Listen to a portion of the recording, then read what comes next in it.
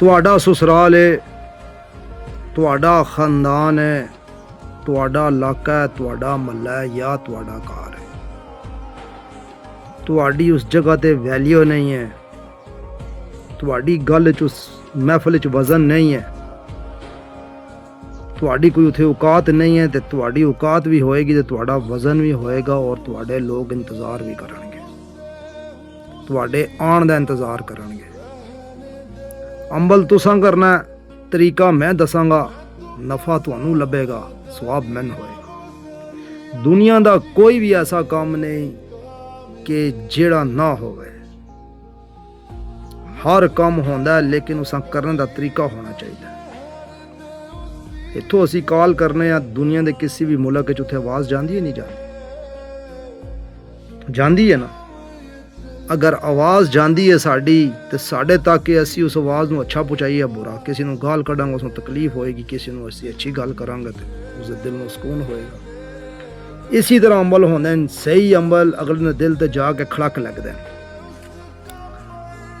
तुसी चाहते हो कि मेरा वजन होवे, मेरी इज्जत होवे, मेरा म्यार होवे, मेरे क्वालिटी होवे, मेरी ससुराल भैन भाई कौम कबीला मलदारी रिश्तेदारी च मेरी वैल्यू होवे, ते वुजू कर लेना। किसी भी मजहब दे, किसी भी फिरके दे, किसी भी रंग दे, किसी भी रूप दे, किसी भी नस्ल दे, सानू तुहाडे काम नाल मतलब है।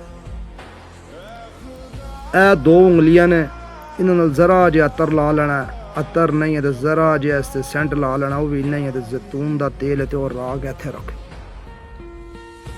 या मुकल्लिबल कुलूबी, या मुकल्लिबल कुलूबी, इत्थे रख के तुसी जदों बोलोगे पढ़ोगे, उस तो बाद जो तुसी अमल करते रहोगे, तुहाडी जुबान चों तुहाडे मूँह चों वो गल निकलेगी कुदरती तौर पर, ऐटक खड़क जाके उसके दिल ते लगेगी और वो तन्हाई सोचेगा इस बंदे गल के की है। पक्की ठकी गल है, ये पक्की ठकी स्टैंप लगी है, इस गल च कोई भी शक नहीं है। अमल करो। इस अमल की इजाजत वास्ते वीडियो कमेंट शेयर लाजमी करो। कमेंट से अल्लाह का नाम लिख दो, मोहम्मद का नाम लिख दो, अपना लिख दो। ये पक्की गल है कि तुहाडा एक कम तुहाडा वजन हो जाएगा, इस कोई भी शक नहीं। करके ट्राई कर लो। तुहाडा कोई पैसा लग रहा, कोई बकरा लग रहा, कोई देग लग रही, कोई चढ़ावा लग रहा, कुछ भी नहीं लग रहा, स्वाब दा स्वाब ते कम दा कम, लेकिन घर बैठ के तसल्ली नाल सुकून नाल कोई भी अमल उस जल्दबाजी नहीं है। रिलैक्स हो के, जदों रिलैक्स हो के करोगे तो तुहाडे 100/100 कम होणगे। जल्दी च कोई काम नहीं करना, जिस टाइम मिले तुसी कर। दुआवां च मैनूं याद रखियो, मैं तुहानूं ऐसे ऐसे अंबल होर देंगा कि तुहाडियां आने वालियां 10 नस्लां सवरनगियां। वीडियो सेव कर लो, हो सकता मैं दोबारा ना मिला।